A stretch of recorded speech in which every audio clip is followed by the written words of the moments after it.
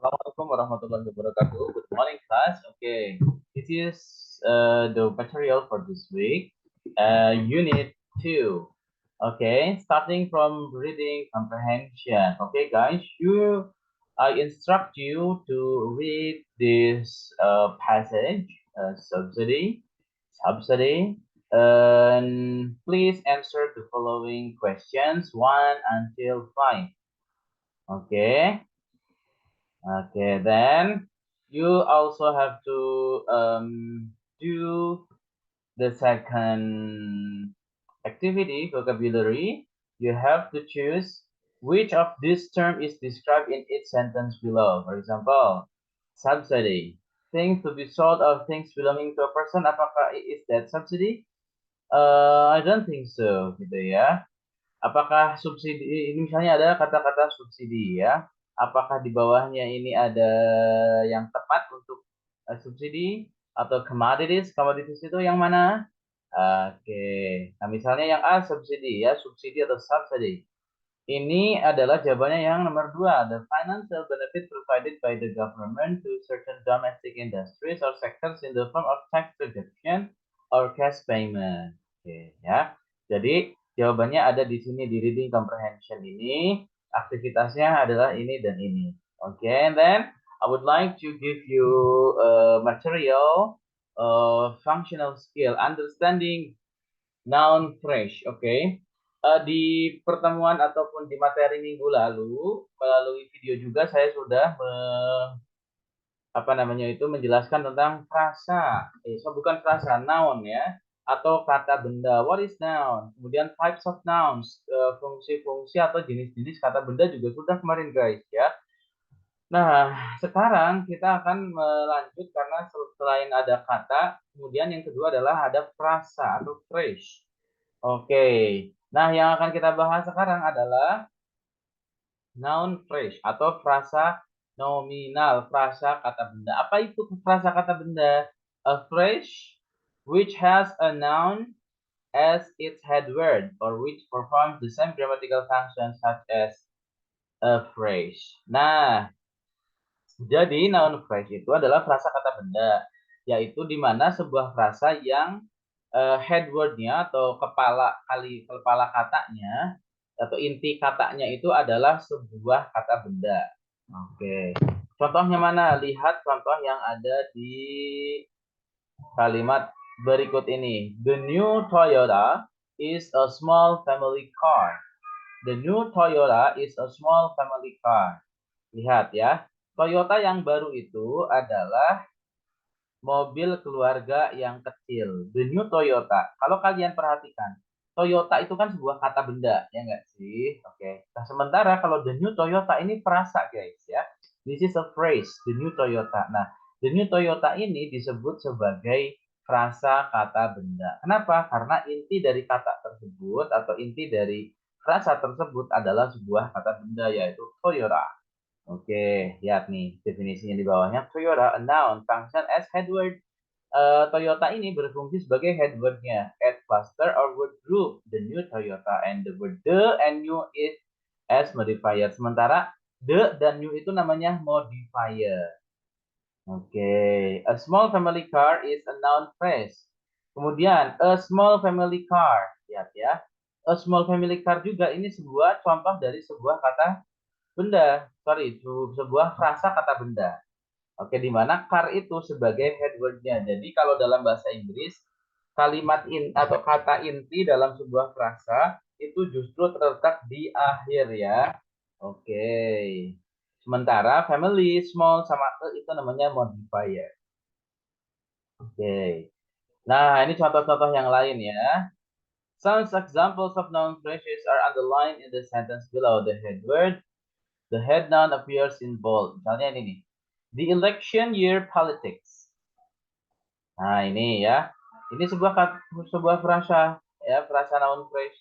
Nah, politik di sini sebagai head word-nya. Many people. People itu head word-nya. Many people ini frasa. Oke, dan lain sebagainya. Nah, sekarang kita akan membahas bagaimana cara membentuk sebuah kata benda. Bukan kata benda, sebuah frasa kata benda. Nah, frasa itu asalkan terdiri dari dua kata itu pasti sebuah frasa. Contohnya nih, book. Kalau book itu kata, tapi a book itu sebuah frase atau frasa. A phrase ya. A book noun phrase. E-nya sebagai modifier.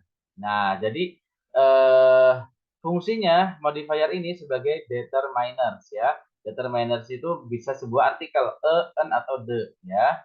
The students, the-nya modifier. Student itu head word-nya. An apple, an hour, a family. Oke. AT itu ya. Nah, determiner itu jenis determiner yang pertama itu namanya artikel atau determiner yang kedua ada namanya demonstratives. Itu contohnya this, that, this atau those, misalnya this pen. Ya, ini modifiernya berupa demonstrative ya. Kemudian that pen, this pen, that room, this student, those students. Atau determiner juga bisa berupa numeral ya. 1, 2, 3, 4, 5, misalnya. One heart, two books, five dogs, 2 years, misalnya. Determiners juga bisa berupa possessive. Nah, possessive itu contohnya my, their, your, gitu ya. Contohnya friend, jadi my friend. Your future, your time, our class, their computer, misalnya. Itu namanya possessive. Contohnya my friend, your future, your class, our class, their computer, misalnya ya. Ini ya.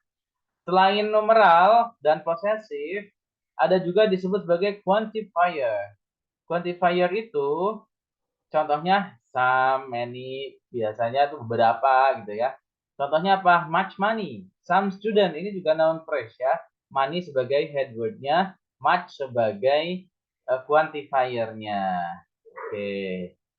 Kemudian noun phrase juga, nih, jadi noun phrase yang sederhana yang pertama itu terdiri dari determiners dan head word ya. Determiner dan head word. Nah, determinernya bisa berupa artikel, demonstratif, numeral, atau possessive, dan juga quantifier. Yang kedua, bisa juga terdiri dari bukan determiner dan head word, tapi adjective dan head word. Contohnya, beautiful girl. Ini frase, guys, ya. Girl itu head word-nya. Beautiful girl. Beautiful modifier yang berupa adjective. Jadi modifiernya bukan berupa determiner seperti di atas. Selain adjektif bisa juga noun. Contohnya garden flower. Oke, garden flower. Flower itu bunga. Garden taman, taman bunga. Ini noun phrase yang terdiri dari kata benda dan kata benda. Bisa juga kata benda dan kata sifat. Contohnya beautiful girl, ya. White car, diligent student. Kemudian yang selanjutnya ada juga yang disebut sebagai prepositional phrase. Nah, prepositional phrase itu adalah modifier yang diawali dengan preposisi. Contohnya preposisi ditambah apa namanya? Ditambah dengan noun phrase ya. Contohnya of English word in the English language of symbols and sound contohnya. Contohnya ini ya. Oke. Bisa dipahami ya, saya harap teman-teman ya. Oke. Oke.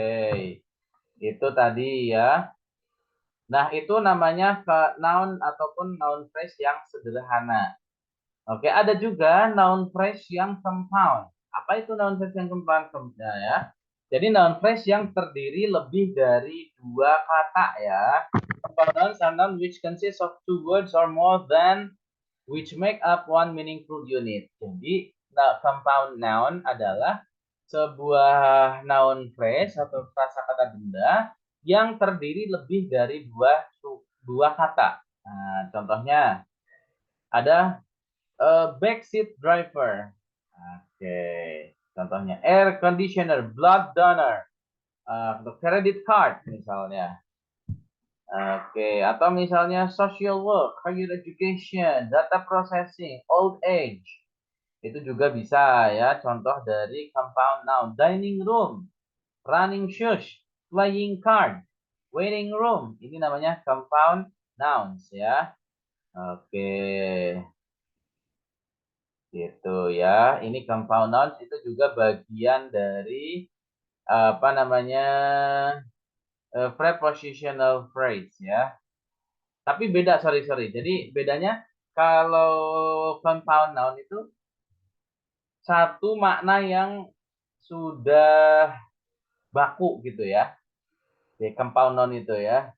Jadi credit card, kartu kredit. Jadi bukan berarti kreditnya kartunya itu headwordnya, kemudian kreditnya itu apa modifiersnya, tapi dua-duanya itu setara dan membentuk sebuah makna yang tunggal. One meaningful unit. Itu tadi contohnya ya. Health center, credit card, can opener, pembuka kaleng. Ya pembuka kaleng jadi satu udah. Social work, bukan berarti work itu sebagai apa namanya head wordnya, tapi social work itu menjadi sebuah kata benda ya sudah. Oke, nah saya kira sudah cukuplah ini ya untuk apa namanya penjelasan tentang gramatikalnya tadi ya.